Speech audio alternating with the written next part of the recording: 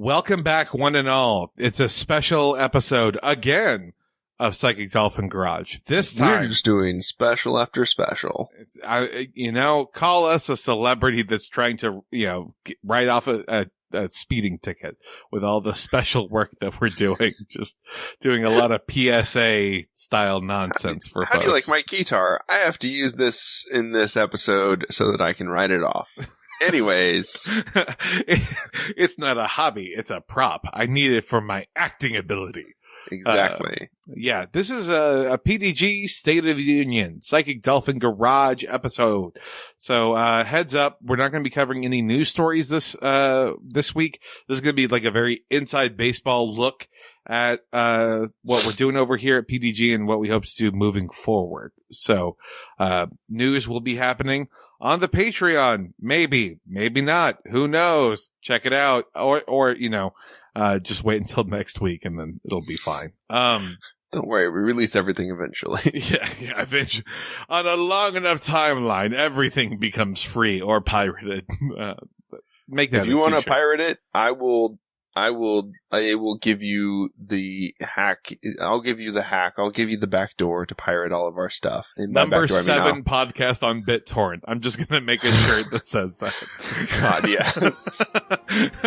No way to verify it. So good. Yeah. Black Wolfie does nothing to us. Psychic Dolphin Garage.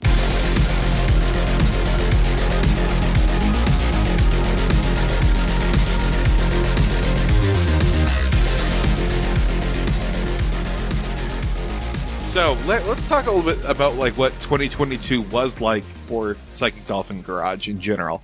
It was fine. It was, comfortable.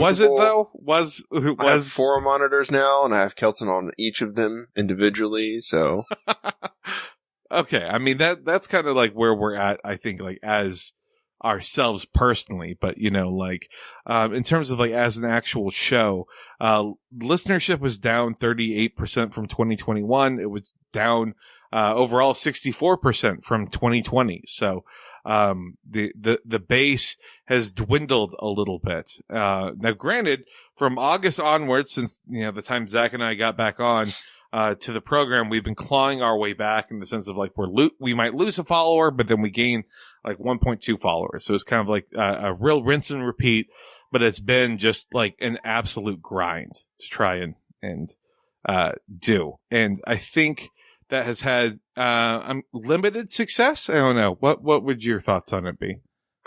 I think that the podcast has changed from 2019 when we started. It changed from 2020 to 2021, and it's changed from 2021 to 2022. So I think, as we've grown, as our listeners have grown, as the way that they listen and the content that they consume has changed, hopefully now they're listening to, Hassan because he's prettier than we are and, not shoe on head. Yeah, I mean, that's, I think what we can really hope for, right? Is that it moved on to much greener pastures. Overall on the Patreon side of things, we've seen a decline of about 33%. I mentioned that because overall, listenership being down isn't necessarily anything new because, there was that slow bleed out effect from about March of 2021 to July of 2022. As Zach what was alluding to a little bit, there's been a lot of change that has occurred. So a lot of upheaval and for lack of a better term, turnover.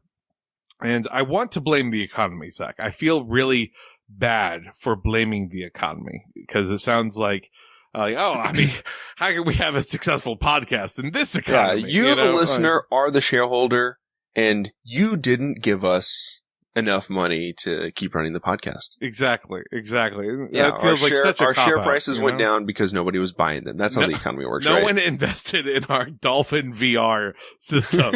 And, we funded it entirely with FTX crypto bugs, and it all came apart. We don't know what happened here. We don't know what happened. We changed hosts. Kelton took a break. Kelton was working on other projects. I ended up taking a break and was working on other projects. And then now, Bo, Charlie, Dennis, and Artemis have taken a break and are working on other projects. Yeah.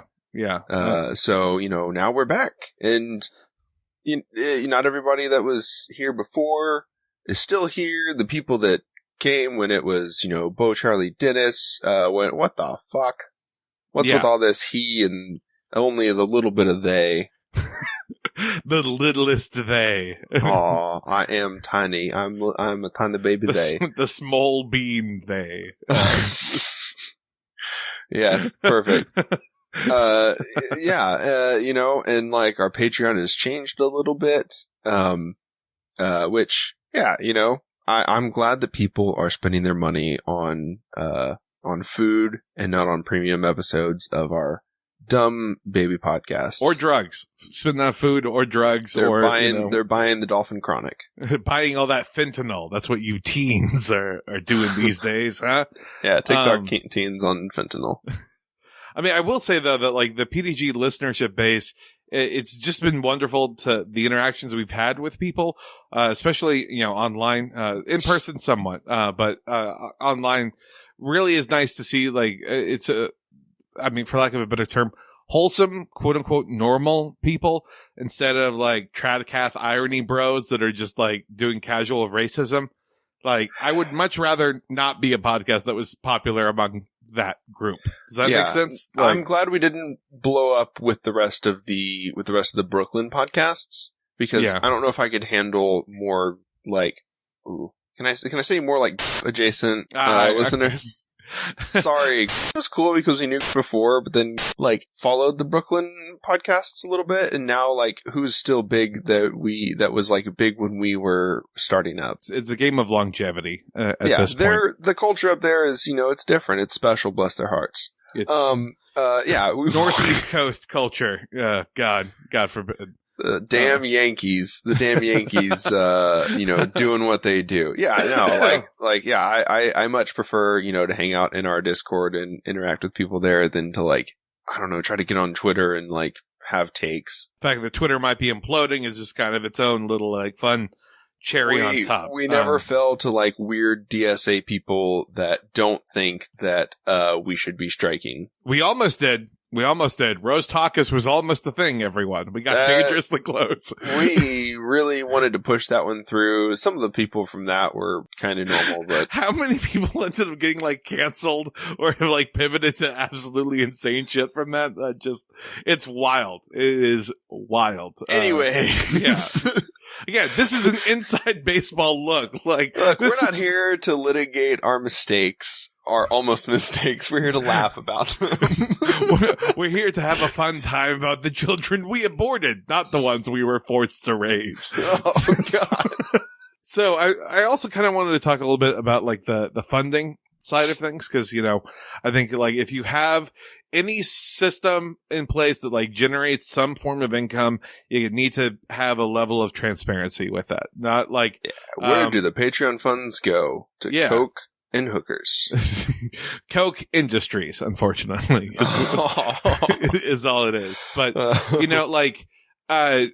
the Patreon first kind of got started, there was a fair amount saved up. And I know that Bo got a computer, Charlie got some equipment, you got some equipment. And a lot of the first round got spent on a Stream Deck, some small accessories. We bought a little bit of software. Yeah. Also trying to make stickers and things like that. Dumb. We spent some on that. I think you and me mostly would buy the stickers every now and then. Listen, we don't need to talk about what we spent from our own funds into this. It's fine. We're just talking about where the Patreon funds went. Yeah. Okay. Bo's laptop would blue screen constantly, so between what I had here and some Patreon funds, we built Bo a new computer. Yes, Charlie did. Collectively, if you take both of our amounts of effort, we did 100% of the building of that computer. The reason why it was so much money is because we flew every patron in to install one screw into the computer individually so that we could say that we built the computer. Yes. Charlie bought some music equipment and some music software. And then it kind of got saved up again for the next thing, which... Yeah, then the next, once the hosts kind of got switched out, there were more funds that were saved up. those at the middle of this year were split amongst Bo, Charlie, and Dennis, and we also paid for we commissioned some artwork that we are positive will be ready soon. It is so close. It is. It looks sick as hell, and we're very excited for that. And I'm gonna just poop myself as soon as it's done. And so if people are wondering, well, where do the Patreon funds go now? The answer is to Dennis, because they're editing our regular episodes. So it's pennies on the dollar, because I wish we could pay Dennis more, but they're willing to do that for that amount. And that's, we're really happy to be able to pay Dennis to edit the episodes, because it gets them a little bit of money. And hey, we needed an editor this whole time, because producing content, that's the easy thing, at least at this stage of the game. Spitting game is easy when you're on the mic and you have Audacity open in front of you. Spitting game when you're 8 hours into editing an episode and you don't want to keep going because you've cleared out Zach clicking his tongue really weird for the 87th time in this podcast. And you're trying to make a joke land really well, but you can't quite get the timing right because you're trying to listen to your boss and your other set of headphones that you have on because you're also in a stand-up meeting. It's like, it's crazy that that's not, super tenable necessarily. Look, we're doing a podcast.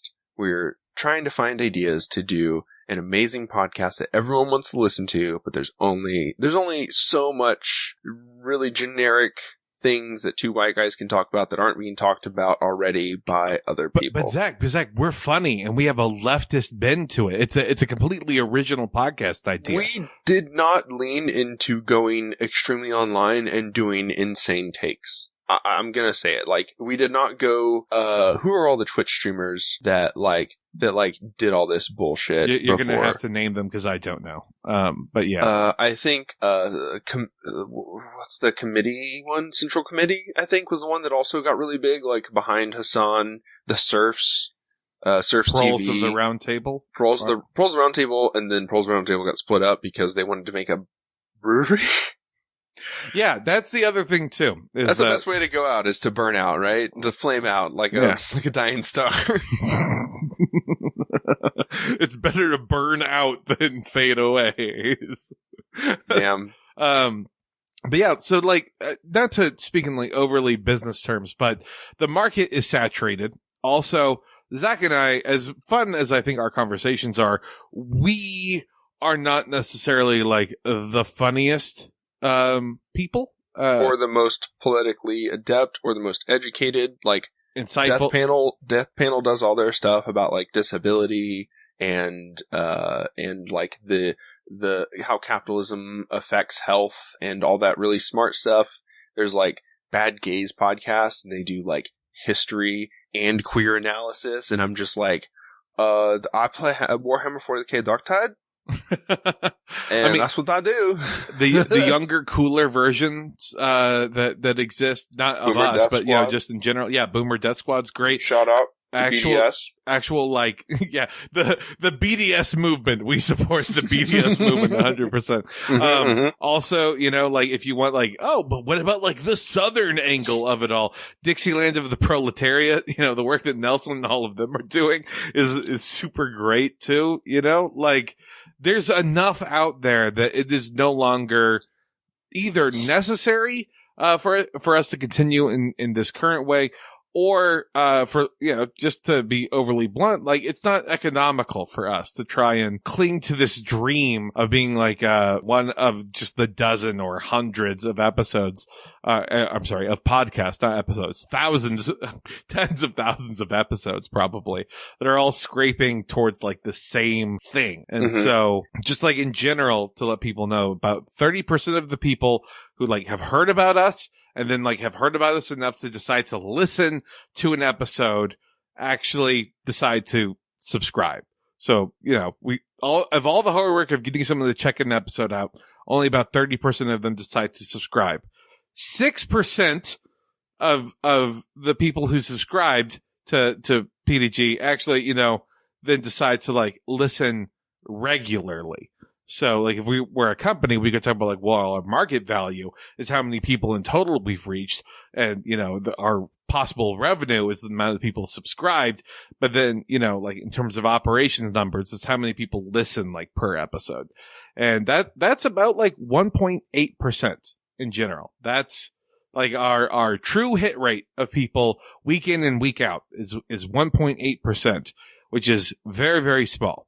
But the reason I mention all of that is because Zach and I have full-time jobs and then some. Like, we're both salaried. We both, unfortunately, get worked, a lot more than 40 plus hours. And so the dream of this becoming like a career is, I'm not going to say dead, because I will always hold out hope, but I don't see it as a feasible thing. And it's so, something we do for fun, not something we do because we're gonna make it really big. Like, yeah, we're not going to have the success story of being like, I was working a job and doing this, and then finally I was able to quit my job and then just do this. Yeah, I think if we had gone into YouTube, like, YouTube is a place where you can maybe find a niche and do that. I mean, could have, or we would have burnt out, or we would have got into a scandal with someone, or, I would have, been an idiot and said something about, like, Russian grain factories from the early 1900s that was controversial or some shit like that. Like, no, God. Like, and who knows? And we also don't have the time that we had in 2020, which was where we, tried our best to make everything hit. And, I don't pay money to get my stuff advertised on different platforms, so I didn't make it big. No. And so when we are, for lack of a better term, operating at a loss, the goal should no longer be at this point to try and, like, have wonderful grand success. And, like, this is the path to fame and fortune and creating a true community of real believers and all of that. Like, that would be great. And we would love to be able to do that. But, just kind of in reality, like, we're looking for something that might be 1.9% overall success rate instead of 1.8. Like, we're not going to go back into doing content like 5 days a week. I mean, at a 1% hit rate, like, it's still worth it to do it as a fun thing to us. I mean, for us, yeah. You look at like the Facebook pages that you run mostly now, and those are fun for you. Yeah. Because I can post it once a day and then, be done with myself. Yeah. With myself. Yeah. And it's not like we're doing noble work making a podcast. This is how the left wins. Don't you understand, Zach? This is agitprop. I'm actually just like the Russian revolutionaries. Me and Mao are one in the same with the amount that we do. Me posting a shitty meme once a day is the same level of praxis. Every time I write a tweet, that's like Lenin writing a letter that would eventually be compiled into a book. It's like the people who say Marx was the first poster, but meaning it unironically. Yeah. So we can do what we want. Fuck you, pay me. For lack of a better term, yes. Like, I think it's just kind of time for us to try and explore what we want to do as an actual direction shift. And so that's kind of what this has all been culminating to, which is, well, what happens next? Like, what's going to be occurring next? And things are a little nebulous right now. But I think for January and February and probably the beginning of March, it's basically going to be business as usual. Like, we have terrific guests lined up every week, and it's going to be a blast. Regular episodes are going to be coming up on Wednesday-ish. Patreon episodes coming out on Friday-ish. We're still going to be active on our social medias, as grinding as that is. So, meme dumps and, interactions therein, I think will be interesting. But starting in March, we're going to start to take the elements of PDG that we actually like and kind of lean more into that. Like, we're like, the thing that I have really started to enjoy, and Zach, I know this is like a long time hobby for you, at this point, is, tabletop RPGs and kind of, becoming those guys, kind of just doing like short little campaigns where we can joke and riff and, explore that element to it. And I think that could be very fun to see where that might go. We can have fun and we can do what we want. And the D&D news segment has been really fun. Yeah, it's been the thing that people seem to have resonated the most good with, feedback about it. So, I mean, why not just keep doing it? Why not just like take our dumb, funny, riffy thing and then just be like, oh, well, why don't we just structure it around like characters? And then why don't we just like have some rules for how the characters can interact with the world? And we're still gonna like mention news stuff, like we're always searching for the perfect angle to describe the world in a way that is interesting and stimulating. And certainly this means that we will be like talking about less like week to week news, but we'll still make jabs, because yeah, we'll still be like, that Elon or that Trump, as campaign season gears up. Yes. The very political takes that we have, Elon and Trump. Bad. Yeah. They bad. look, if you come to us for Texas news, you gotta let us know that we're the only source for it, because how will we know if you don't let us know? Yeah. What are you supposed to do? Check out the same 8 sources that we check out for Texas news? Come on now. Don't do that. Yeah. Also, we have something kind of in the works to start at some point kind of in January of where, our two good friends of the podcast, Zach, you know them much, much better than I do. But Ghost and Yonk are going to be kind of workshopping and testing out projects of theirs. It's going to be going up on the main feed on Fridays. So that should be fun once that kind of starts getting going. Fun, riff-centric. The podcast, Ghost and Yonk. Yeah, exactly. And so we think that should be enjoyable for people that kind of want that still. As an element.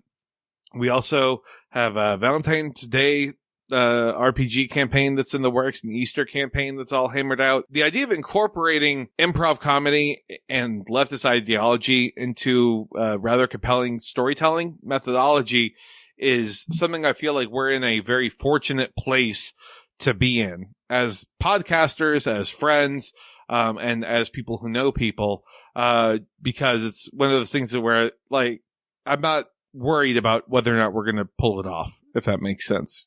Yeah. Like, too big to fail, failure is not an option. Like that doesn't like cross my mind, because it's like, oh, if I just suck at this game, that's just going to be funny.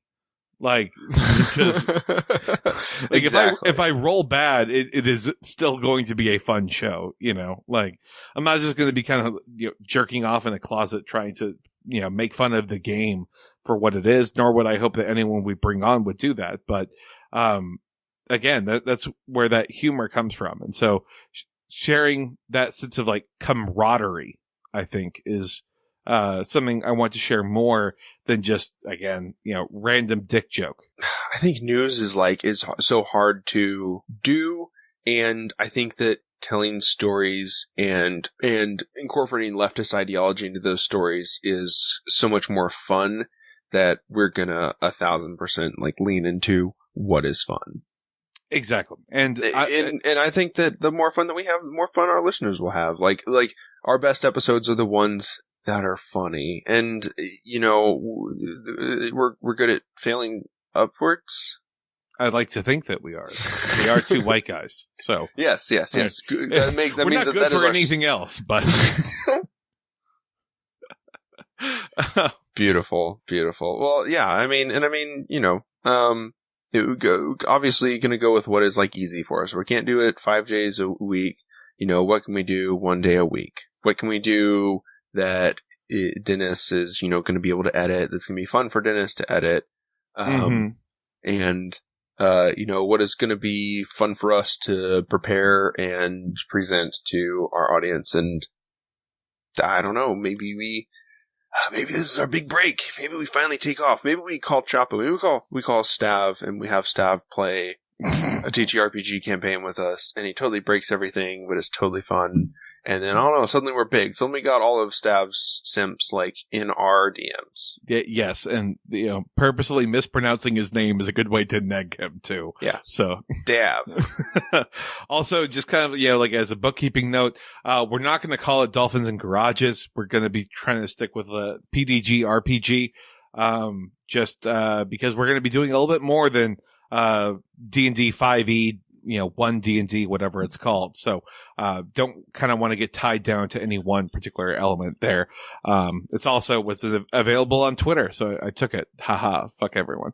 No, the Twitter handle is still Dolphin Garage, but no. 18 Twitter accounts later, we'll finally we weren't doing anything with the Dolphin Gaming Twitter account, so guess what? PDG RPG. It's sitting on it. Fuck you, Elon. God. So gonna get removed because it's a bot. Exactly. You're actually only sharing links that go outside of Twitter, so we're gonna have to take you down. Damn true though. The campaign should run for about a month in weekly installments that appear on the regular feed. On the Patreon feed, that's still going to be kind of riff-centric stuff between Zach and I. So like the people who like listening to Zach and I talking about the news, literally nothing's changed. You're still getting an episode of that. Yeah. On maybe we'll move like main stories over to that. But, we're still going to release weekly episodes. They'll just be RPG episodes now. Exactly. 2.5 hours every week. Prepare your buttholes. Oh my God, no, please, no. 45 minutes. We're going to divide up a session into something. We cannot do the Critical Role methodology where they just take 4 hours to do the intro segment. They have like 8 characters and 87 NPCs and Matt just looks beautiful the whole time. Listen, if that unified app sponsorship deal ends up coming through, maybe we will.